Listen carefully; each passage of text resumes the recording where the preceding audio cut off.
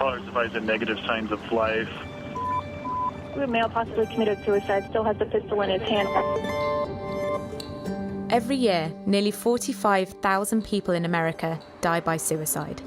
That's over double the number of homicides. In the last 20 years, suicide rates in most Western countries have fallen, but in the US, they've gone up by nearly a third. And there's one particular group of Americans causing the spike in numbers: white, middle-aged men. I was gonna kill myself. I just said, dude, you're just a flunky in the machine and it's time to get the hell out. The largely white state of Montana has the highest suicide rate in America, at double the national average. Get busy! I want to try and understand just why so many middle-aged white men are taking their own lives and what the impact of that is here. There was another gun there, and I thought, can I catch up? How fast does a soul travel? Can I please catch up and be with him?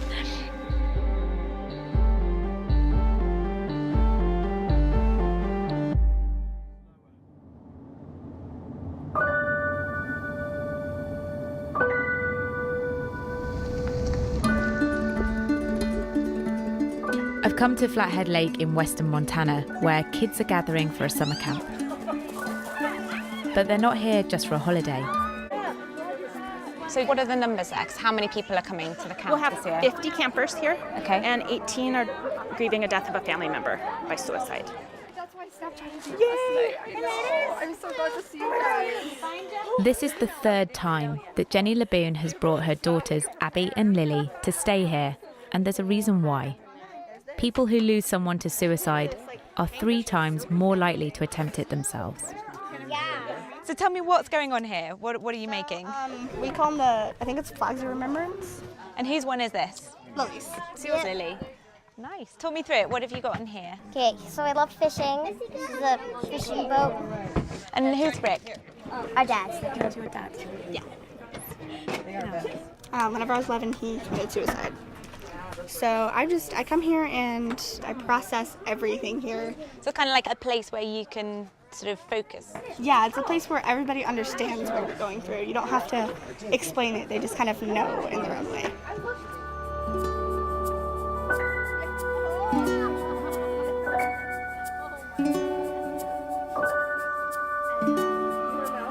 There's a lot of them that say dad. What do you say to the girls when you're saying goodbye? Be strong the way I know that you are. I love you. I'm here. Connect with everyone and heal. White middle-aged men have the fastest growing suicide rate in the US. I want to get behind the statistics and find out more about one of these men, one of these dads.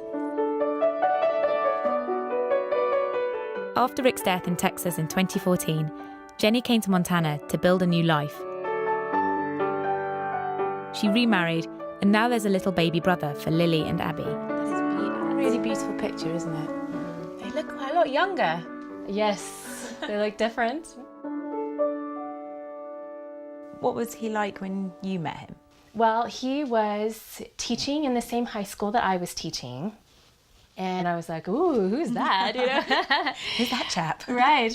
And we started having coffee and writing letters to one another. So we fell in love with letters. And to me, I think part of the reason I was so attracted to him because he was this really strong, powerful man, you know? But he was always a little emotionally standoffish. Before they met, Rick had been in the army. All right. And I thought, can I catch up? How fast does a soul travel? Can I please catch up and be with him? I cannot imagine like how that day must have been. Yeah. I'm so sorry.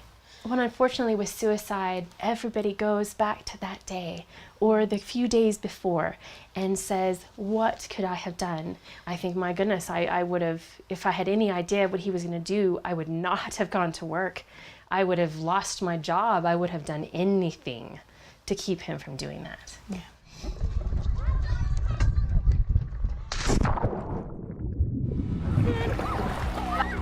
Back at the grief camp, the girls are able to relax and have some fun. You're a bit of a braid master. It really depends, not on myself. Ew. What does the camp mean to you? It's just kind of like a place to come to express yourself, be yourself, and accept yourself.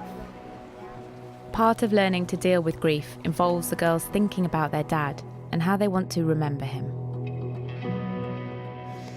What was he like as a dad? He was the best dad, to answer your question. Yeah? Yeah. Now try catching it. He was stern, but he was still fun and kind and just like, it's like a best friend. To me, at least. When you found out that your dad had taken his life, can you remember?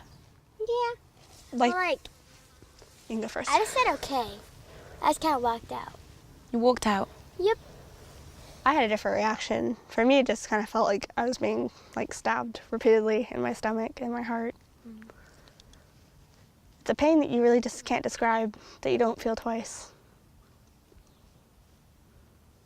I'm still mad at him. Like, my grandma's up there.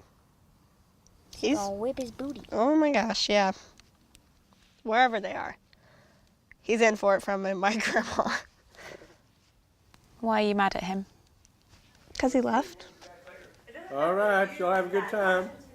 Yeah, he left with a lot of promises broken. What were those promises? That he'd never leave. That's the biggest one. And just like little things like threatening my first boyfriend or walking me down the aisle or taking me to my first school dance. Just things that your dad is supposed to do with you that he's never going to do with me. In the last 20 years, suicide rates for white middle-aged men have skyrocketed, whilst those for Black and Asian Americans haven't changed much. Just south of the camp is the largely white county of Missoula, where there has been a 50% increase in suicides in the last 5 years.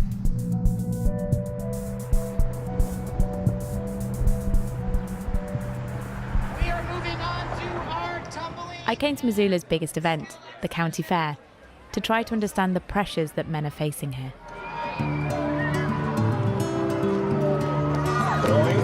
First number is B4.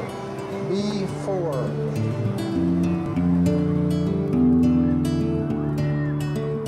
Do you think it's getting harder for men? It's getting harder to make the money, to provide for your family. What does it mean as a man if you're not able to provide for that family? It just feels like I failed. I failed my wife, I failed my kid. Give these guys a big round of applause. Do guys talk to each other about their problems? No. No? In general, no. No? Okay.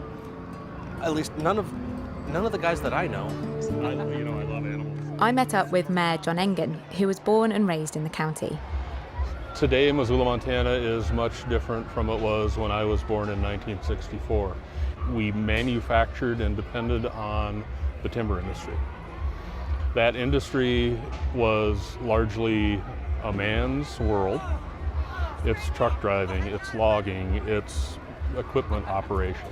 If you're a person of my generation, much of your identity is wrapped up in what you do. What's the first thing you ask a stranger in a social situation? What do you do? What do you do? Yeah. So for a very long time, the answer might have been, I'm a logger, which meant you put in a solid day of work for a reasonable wage. Yeah. And at the end of the day, you provided for your family, you've created a product. When I ask people what they do in Missoula, the answers are far more complex than they used to be. I'm between jobs. I don't do anything right now. But this is what I was. This is what I was, right? And in a world where you grow up with that label, and that label is important, and suddenly somebody tears the tag off, who are you? But this isn't just a Rust Belt town in decline. Missoula's economy is thriving. But the old jobs are disappearing, and many white working class men are feeling left behind. The folks you see here today, a lot of them are going to be from places where what was the traditional Western lifestyle is still very much alive to them. That sense of self-sufficiency, and that you ought not rely on really anybody but yourself. And as boys were taught from a very young age, man up, toughen up, you don't cry. Well, when problems compile to a point that you can't shake it off, and there's no way in hell that you're going to have a conversation with another adult human being about how miserable you are, your options start to narrow considerably. It's hard not to see a connection between the distress felt by so many of these men and the challenges of adjusting to a changing world. White guys have had it pretty good for a long time, but some of the edges are being nipped at. If I'm not the boss, who am I? If my boss is a woman, what does that mean for me? If my boss is a Muslim woman, what does that mean for me? That's not the way I grew up. None of that was the way it was, right?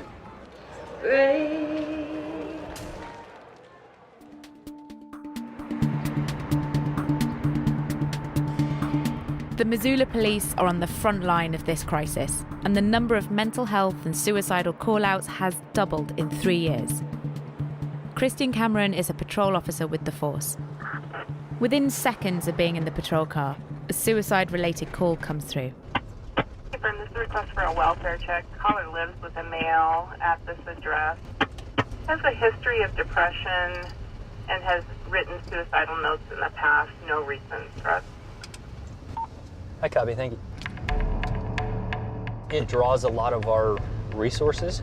We're responding to this right now, 2 officers. You know, there could be crimes going on that we're not able to respond to because we're handling these types of calls. Okay, so we're pulling into the complex now. 396, 341 units or 97 in the area. How's it going, bud? You don't need any assistance or anything from us. No thoughts about harming yourself or anything like that. No. If you need anything from us anytime, 911, okay? Is he okay? He is. Yeah, we made contact with him. Okay. He works a graveyard shift, so he was just sleeping. Okay. So this is the 3rd suicide-related call today for the force? I believe so, yes. Yeah. Yep.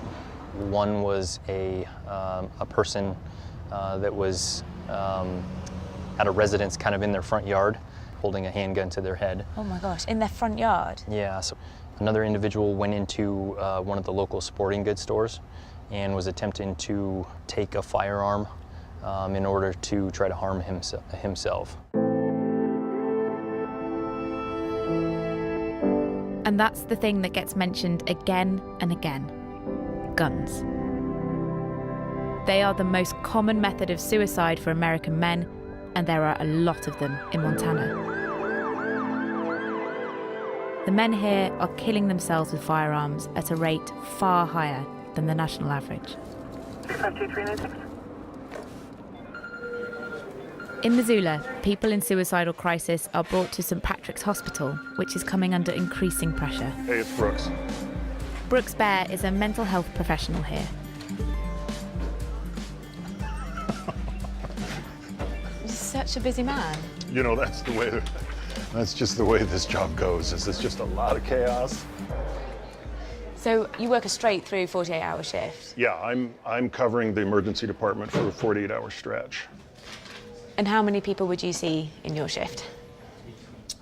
20 is probably average. So if I see 20 people in 48 hours, 12, 13, or 14-ish are going to be suicidal. And what are you seeing? Is it getting worse? Oh, it's getting, I think, much worse. Just in the time I've been working in this hospital, I think our numbers are coming up 20 or 30% per year. Wow. Yeah, I mean, noticeable. Oh my gosh. But despite the growing need, this year Montana has seen huge cuts to its mental health budget. I think the mental health cuts are having a pretty big impact. If there were stronger outpatient services, probably 30% of what I'm seeing lately I wouldn't see because they have nowhere else to turn. Yeah. This place is going to get busy. It's going to go wild for hours. I won't be too long. Across America, many men turn to substances to try to cope with their distress. In Montana, Those who go on to end their life are twice as likely as other Americans to have alcohol in their system. A few hours later, I caught up with Brooks to talk more about this. We do love alcohol here. You throw alcohol at any suicidal individual and you've exponentially increased the risk. Literally loneliness and alcohol, honestly. I just talked to so many men who just talk about this crushing loneliness. You know, loneliness literally hurts. The brain reads loneliness like physical pain. All they know is, to them, this pain is unbearable. And along with alcohol and loneliness, there's another factor. Montana has the fastest growing income inequality in the country, and it's in the poorest communities that more and more people are taking their lives. The more disparity between the haves and the have-nots, the higher the suicide rate. If you're rubbing shoulders, like in Montana you do, if you're rubbing shoulders with the wealthy and you are not wealthy, it makes us white middle-aged males feel inadequate, and we're a burden on people and we're not producing. And the more highlighted it is that I'm a have-not, the more I want to end my life. Since arriving in Montana, I've wanted to talk to one of these white middle-aged men who have tried to take their own lives. But there's a lot of stigma around suicide, and it's hard to get anyone to talk. Then right at the end of my visit, I get a call. As soon as I left work, I was gonna kill myself. I just said, dude, you've got nothing to show for all your efforts. You're just a flunky in the machine, and it's time to get the hell out. Let's go. Russell is 63 and has lived in his family home for the last 40 years. He's suffered with depression for decades. A few years ago, he was determined to take his own life. I just ran in here and I took the shotgun out, and then I looked at the dog and said, what am I going to do with the dog? And then I started putting another shell in the shotgun, because I thought I'd have to shoot her too. And she gave me this look that just said, what's going on? And I just said, I can't do this. I can't do this.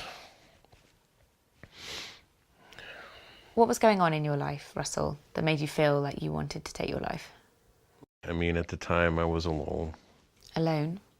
Yeah, it was just me living here and one dog. And loneliness can be kind of a terrible taskmaster. This is a tough country to live in. I mean, if you're not a competitive person, and I'm not, it's not easy. The Americans like a winner. They don't like people who aren't winners. All our lives we're given this false notion of American superiority, that we're supposed to be superhuman. You know, I'm Superman, I'm Clark Kent. I'll rip off my shirt and I'm going to have a cape and an S plastered on my chest and I'm going to save the free world. And of course we aren't going to. Most of us are just people like me. I think that a lot of people in Montana they reach that same level of panic because they don't make enough money. There's a level of terror among people as they work longer and they fall farther and farther and farther behind. I've noticed you have a tattoo on your arm. What's this for? When you end a sentence with a semicolon, you're basically saying, okay, that's not really the end of the sentence. There's more to come after that. Thank you so much. This is my way of saying there's more to come after this to my life. And thank you for sharing it. And thank you for giving me the opportunity. I'm not just going to give in. I'm not going to give up. I hope. 1, 2, 3. Back at the grief camp at Flathead Lake, things are drawing to a close. There is no single reason for the growing suicide crisis amongst white middle-aged men in America. But what's clear from my time here in Montana is that people aren't talking enough. And that's one thing that this camp is trying to change. It's okay to seek help. It's okay to have tough days. And when we do, it's okay to ask people that we feel like are hurting. Asking about suicide doesn't cause suicide. Camps like this are rare, and coming here year after year has been truly life-changing for Jenny and her girls. And it's given them hope.